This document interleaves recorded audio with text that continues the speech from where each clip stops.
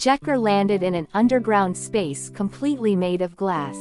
The floor and walls were made of glass, and the outside was surrounded by a lake world, with gigantic fish and colorful fish swimming about, making it feel like an aquarium. On the other side of the glass door at the front was a large room, and beyond that room was the world of the lake. As Jekker landed on the floor, both sides of it opened up. It's so beautiful, it feels like I'm dreaming. Sana sighed as she got off the Jekker and approached the window. Please come this way. Nigel stood in front of the door and pointing a long, thin crystal rod at it. Then, the door opened like an automatic door. Please come in, Nigel urged, and Clare said, yes, thank you, and entered the room first. Then Chris and Sana entered the room. The light from outside was streaming in from the ceiling, illuminating the room brightly. The dome-shaped ceiling was also made of glass, beyond which stretched a deep blue sky.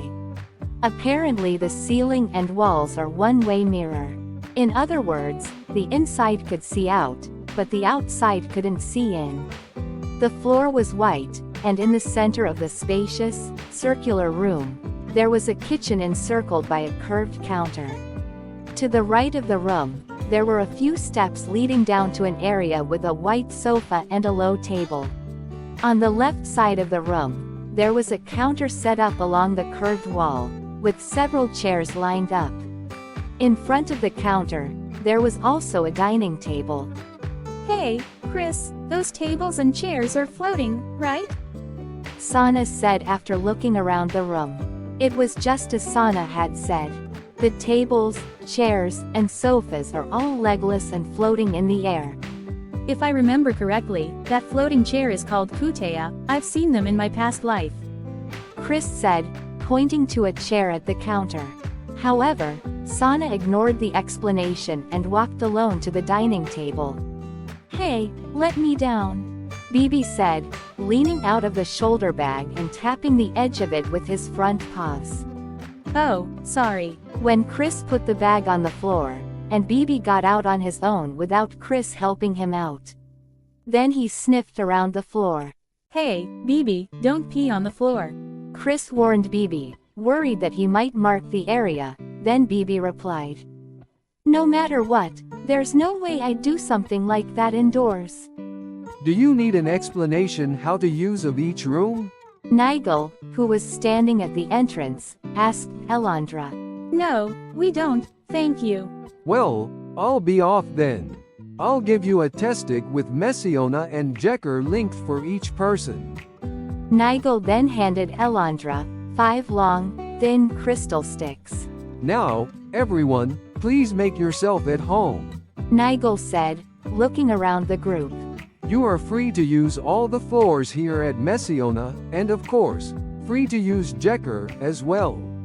If you like, Chris and Sana, it might be a good idea to have Pula made for you.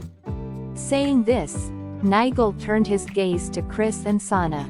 Then he bowed deeply and said, I'll come back when you've finished making your adjustments, and left the room. What's Pula?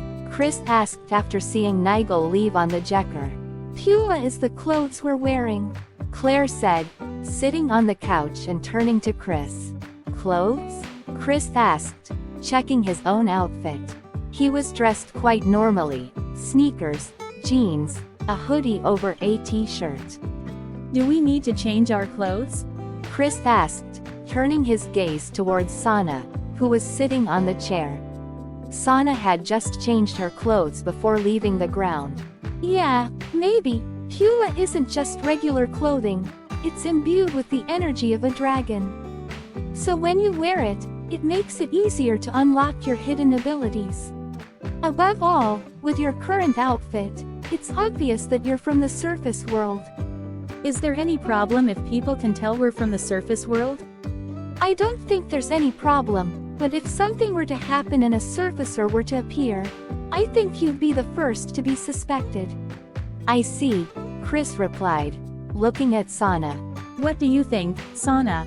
Chris asked, and Sana got off the Kutea and came over to his side. Well, if you suggest that we should get changed, I don't mind. Sana said, shrugging. Then she took her backpack off her shoulders and put it on the floor. But where can we get it tailored? In response to Sana's question, Clare answered, it's Vestamerna. Vestamerna? Is that the name of a place? Well, it's more of a city name than just a place name. Aha, is that close? It's close if you say it's close, and far if you say it's far. What's that? What does that mean? So, without the concept of time, do you not understand that there's no such thing as far or near? Anyway, you'll understand once you go, Clare said, annoyed at Sana who was asking one question after another. Sana turned to Chris and sent her a thought. Why is she so angry? Well, we'll go get Kula tailored, but before that, let's assign you a room.